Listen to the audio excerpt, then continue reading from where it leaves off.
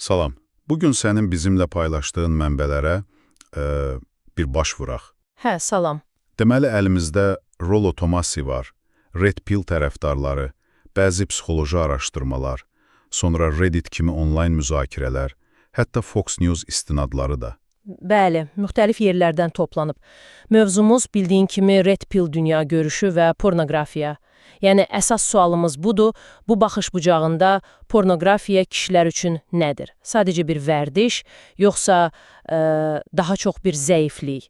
Maraqlı sualdır, çünki ilk baxışda fərqli görünə bilər. Hə, Rollo Tomassidəki, bilirsən bu hərəkatın əsas simalarından kişi-qadın münasibətlərinə özünə məxsus yanaşır. Gəl elə başlayaq. Başlayaq. Mənbələrə baxanda, yəni ilk olaraq belə bir fikir yaranır ki, Red Pill düşüncəsində pornografiya, necə deyim? Kişilərin cinsi ehtiyaclarını ödəməsi üçün bir yol kimi, qadınlara ehtiyac olmadan. Bəli, tam olaraq. Rahat, asan bir yol. Yəni bir növ vərdiş kimi hətta, bəlkə. Düzdür, bu tərəfi var. Amma bax, mənbələrdə eyni zamanda bunun çox ciddi bir zəiflik olduğu da vurğulanır. Hə, niyə görə? Səbəb nədir? Çünki, yəni deyilir ki, pornografiya insanı real həyatdan, real münasibətlərdən uzaqlaşdıra bilir. Sosial bacarıqların, xüsusən qarşı cinslə ünsiyyətin inkişafına mane olur. Aydındır.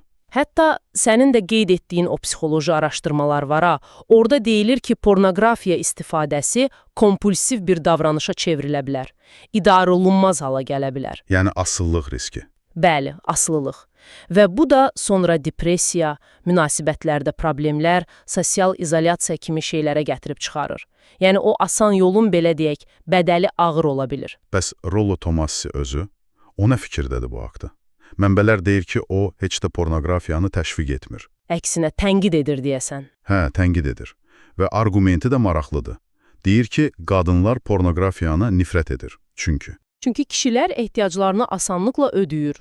Bəli. Və bu da qadınların sahib olduğu o, necə deyirdin, cinsi valyuta üzərindəki təsirini, nəzarətini azaldır. Bax, bu cinsi valyuta fikri çox önəmlidir Red Pill fəlsəfəsində. Elədir. Münasibətlərə bir növ güc mübarizəsi, hətta bazar kimi yanaşırlar. Tamamilə. Və bu təkcə fərdi münasibətlərlə bağlı deyil, Tomassi bunu daha geniş sosial problem kimi də görür. Səhv etmirəmsə, Fox News-a verdiyi bir açıqlama var idi mənbələrdə. Hə, var idi. Nə deyirdi orada? Deyirdi ki, kişilər pornografiya, alkoqol, video oyunlar kimi vasitələrlə sanki sakitləşdirilir, yəni cəmiyyət onları bu yollarla yayındırır. Maraqlıdır. Yəni, əsl narazılıqları, potensialları örtbasdır edilir. Bəli, bir növ kütləvi yayındırma mexanizmi kimi, bu da pornografiyanı təkcə fərdi zəiflik yox, həm də kişilərin cəmiyyətdəki aktivliyini azaldan bir faktor kimi göstərir. Bu da təbii ki, onun zəiflik kimi qəbul edilməsini gücləndirir. Mənə maraqlı gələn bir məqamda Azərbaycan konteksti oldu, mənbələrdə qısa da olsa toxunulub. Hə, nə deyilir? Deyilir ki, burada müsəlman əhalinin çoxluğu dini əxlaqi normalar səbəbindən pornoqrafiyaya ümumiyyətlə mənfi baxılır. Aydındır, bu da təbii olaraq onun daha çox eyib, zəiflik kimi görülməsinə səbəb olur. Elədir. Hökumətin bəzi saytları bloklaması da bu həssaslığı göstərir. Yəni yerli faktorlar da var. Deməli, yekunlaşdırsaq, vəziyyət həqiqətən çox şaxəlidir. Bir tərəfdən, cinsi ehtiyacların asan qarşılanması, buna vərdiş deyə bilərik. Amma digər tərəfdən də real həyatdan qaçış, asıllıq riski, sosial problemlər, mədəni təzyiq, yəni zəiflik tərəfi. Bəli.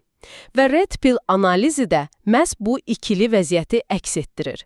Onu təşviq etməsələr də, bu dinamikaların arxasındakı səbəbləri öz nəzəriyyələri çərçivəsində izah etməyə çalışırlar. Yaxşı, bütün bunlar sənin üçün nə anlama gəlir? Göründüyü kimi, təqdim etdiyim mənbələrə görə Red Pill dünyasında pornografiya məsələsi bir mənalı deyil. Qətiyyən. O, həm bir növ kişi stratejiyası, bir vasitə kimi görünə bilər, həm də ciddi bir təhlükə, bir zəiflik, hətta asıllıq mənbəyi kimi.